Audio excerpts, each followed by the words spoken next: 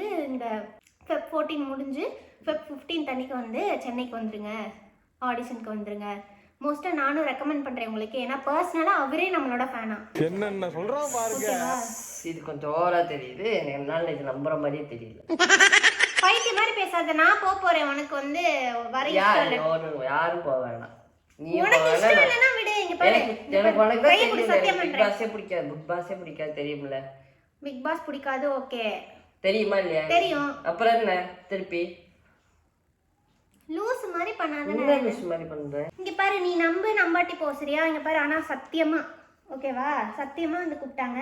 நான் வந்து போக தான் போறேன். ஃபர்ஸ்ட் ஸ்டார்டிங் வந்து அரோரா மாதிரி வந்து அமைதியாவே ஒரு 50 நாள் இருந்துட்டு, அதுக்கப்புறம் வந்து உப்பு கருவாடு ஊற வச்ச சோறு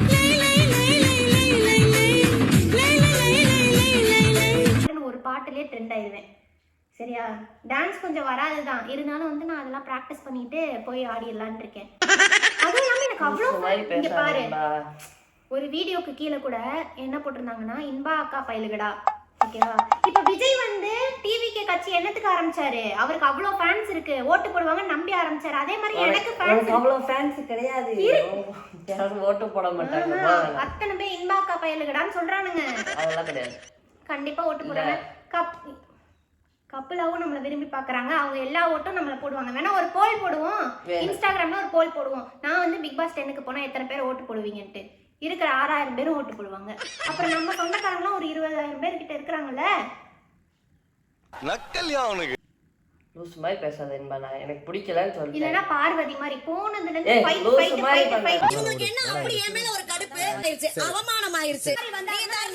நானும் அப்ப அங்க தான் போவே வேணாம்னு சொல்லிட்டு இருக்கேன், திருப்பி அங்க போறேன். இப்ப கப்பல் என்ட்ரி இல்லனா பரவாயில்லை நரேனே, நான் சிங்கிள் என்ட்ரி கொடுக்க போறேன். அப்படிலாம் விட மாட்டாங்க, போனா 2 பேரும் ஒண்ணா தான் போடுவாங்க. யார் சொன்னா? சொன்னாங்கல்ல, அவர் சொல்லிட்டாரு, இதுவும் சொன்னாரு. அவருக்கு சொன்னேன் எனக்கு ஓகே தாங்க. இப்ப ஏன் சொல்லாதீங்களா? நான் சொல்றது கேப்பியா இல்லையா? நான் இன்னைக்கு போய் சொல்லியிருக்கேன் உங்ககிட்ட. இன்னைக்கு சொல்றீங்க? இன்னைக்கெல்லாம் சொல்லல.